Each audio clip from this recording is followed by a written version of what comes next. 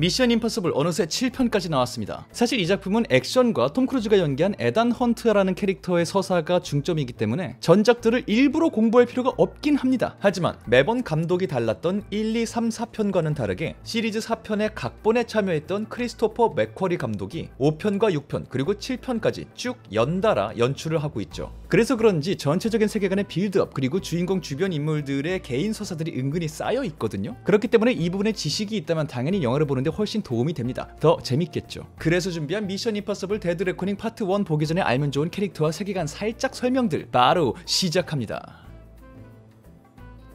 반갑습니다. 이승국입니다. 바로 본론으로 가도록 하죠. 일단 주인공은 말씀드린 대로 에단 헌트입니다. 이게 뭐 시리즈에 따라서 한글 자막이 어쩔 때는 이단 헌트였다가 어떨 땐 이선 헌트 막 이런 것도 있었는데 이단 TH가 있어서 더 그런 것 같아요. 그냥 이 영상에서는 에단 헌트라고 통칭하겠습니다. 이 에단은 IMF 임파서블 미션 포스 뭐 직역하자면 불가능 임무 단체, 불가능한 임무를 수행하는 단체다 뭐 그런 뜻이겠죠. 어쨌든 이 IMF라는 특수 집단에 소속된 에이스 요원이고요. 이 IMF 소속으로 이미 세계 평화를 여러 번 지켰기 때문에 이미 이쪽에서는 이제 전설의 반열에 올라있는 에이스 요원입니다. 하지만 그가 워낙 위험한 일을 매일같이 하는 사람이고 그리고 그가 하는 일은 적법하지 않은 상황도 있기 때문에 그의 정체는 공개적으로 인정받거나 정부의 포상을 공개적으로 받을 수가 없습니다. 지원도 그렇고요. 모든 게 비밀리에 진행되고요. 오히려 에단이 미션에 실패하거나 뭐 다른 나라의 적에게 붙잡혔다. 이럴 경우 정부는 그의 존재를 부인한다 라는 것이 이 세계의 기본적인 룰입니다. 그럼 어떻겠어요? 에단은 은근히 고독한 삶을 살고 있겠죠? 그래서 그는 인생의 사랑을 만나서 이 사람이다,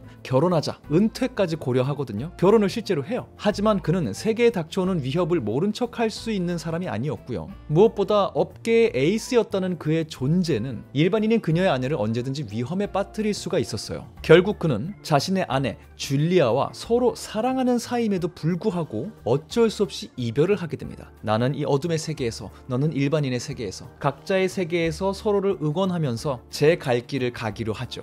안타까운 삶이에요. 이렇게 보면 진짜 사랑해도 헤어질 수 있다는 게 딱 이 둘의 관계. 그럼 어떻게 돼요? 더 외로워졌잖아요. 그러니 이제 그에게 남은 건 세계 평화를 지켜야 한다는 그의 책임감, 그리고 이 목표를 위해 함께 일하는 업계 동료들의 안전, 이거밖에 안 남았어요. 그런데 중요한 포인트? 보통 이렇게 음지에서 활동하는 사람들은 임무가 우선이란 말이에요. 어떤 희생을 치르더라도 임무를 수행한다. 근데 에단은 뭐다? 남은 게 이 사람들밖에 없잖아요. 원래 성격이 좀 그렇기도 했고 그는 임무만큼이나 대의 명분 앞에서 희생당하는 개개인들, 자기 처지 같은 동료, 업계 사람들, 이 개인들을 생각하는 마음이 굉장히 커요. 이런 착한 마음씨가 그의 활동의 약점으로 작용하기도 하지만 동시에 굉장한 강점으로 작용하기도 합니다. 이건 에단 헌트라는 사람의 특성이에요. 이게 에단 헌트라는 사람이고요. 그런 에단 헌트와 가장 오랫동안 연을 맺고 있는 인물, 해킹 및 각종 기술을 이용해서 에단 헌트를 지원해주는 루터 스티겔이라는 인물이 있습니다. 문자 그대로 테크 전문가고요. 흔히 이런 영화에서 말하는 의자에 앉아있는 인물,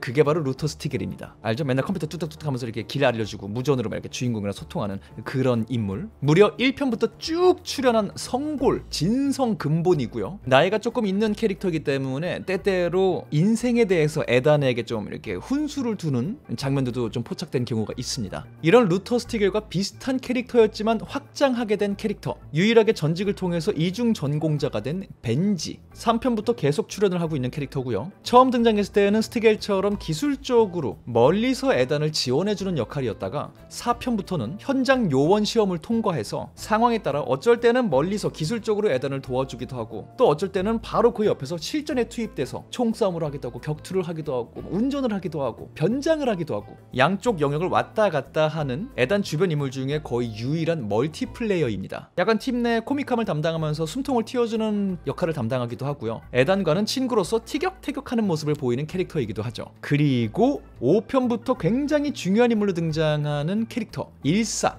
영국 정보부 소속의 스파이였습니다. 당연히 세계 평화를 지키기 위해서 굉장히 위험한 조직의 위장 잠입해 있었는데 여기서 나쁜 사람인 척 활동을 하다가 에단과 인연을 맺게 됩니다. 서로가 서로를 알아보죠. 착한 사람이라는 걸. 이 인연 덕분에 두 사람은 커다란 사건 두 개를 해결하는데 힘을 합치게 되기도 하죠. 하지만 일사는 그 과정에서 영국 정보부의 상사에게 배신을 당하고 충성심을 증명하라며 또다시 위험한 임무를 맡게 되는 등 에단보다 더 고독한 삶을 살게 됩니다. 현재는 영국 정보부가 기록을 삭제해준 덕분에 자유롭게 움직일 수 있는 상태고요. 아까 에단이 결혼했던 줄리아라는 여성이 있었죠. 이 여성은 성격적으로도 그렇고 기질적으로도 그렇고 에단과 굉장히 잘 맞는 사람이었어요. 진짜 인생의 여인이었어요. 하지만 딱 하나 걸림돌, 그녀는 스파이가 아니다. 평생을 일반인으로 살아온 사람이었다. 이것 때문에 어쩔 수 없이 헤어진 거거든요. 근데 일사는 뼛속까지 업계사람. 근데 성격도 에단과 잘 맞습니다. 그럼 어떻게 돼요? 줄리아에게 딱 하나 없던 거 일사에게 이제 있잖아요. 에단과 일사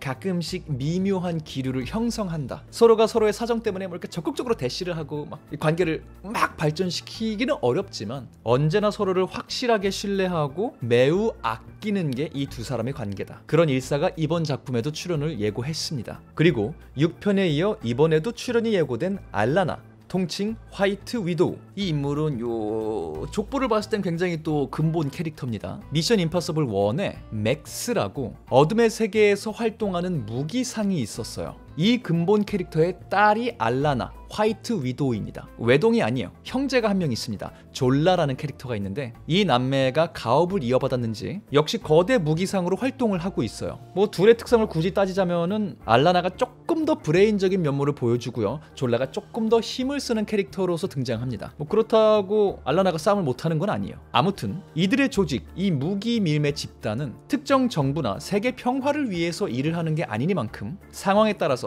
본인들의 이득에 따라서 에단 쪽에 굉장히 힘을 실어주는 경우도 있고 그를 굉장히 곤란하게 만드는 경우도 있습니다. 참고하시고요. 거기에 마지막 무려 1편에 이어서 27년 만에 시리즈에 복귀하는 근본 캐릭터 키트리지가 있습니다. 이 키트리지는 미션 임파서블 1에서 에단이 속해 있는 미션 임파서블 포스의 리더, 국장으로 등장한 적이 있어요. 굉장히 억울한 누명을 쓴 에단을 잡아 넣으려고 막 추적을 하다가 아주 뒤늦게 진실을 알고서 에단을 돕게 되는 그런 캐릭터죠. 그랬던 키트리치가 이 다음 시리즈에 전혀 등장하지 않다가 이 다음에 또 IMF의 국장들이 새로 바뀌거든요. 그동안 키트리치는 뭘 했는지, 승진을 해서 저 위에 있었던 건지 떠났던 건지 알려지지 않은 상태에서 복귀를 합니다. 갑자기 7편에서. 그런 만큼 그의 얼굴, 이름, 반응을 못 하시는 분들이 꽤 많을 거라고 생각이 들어요. 그렇기 때문에 이런 얼굴이 나온다? 근데 그의 이름이 키트리지라고 밝혀진다? 그럴 때 오!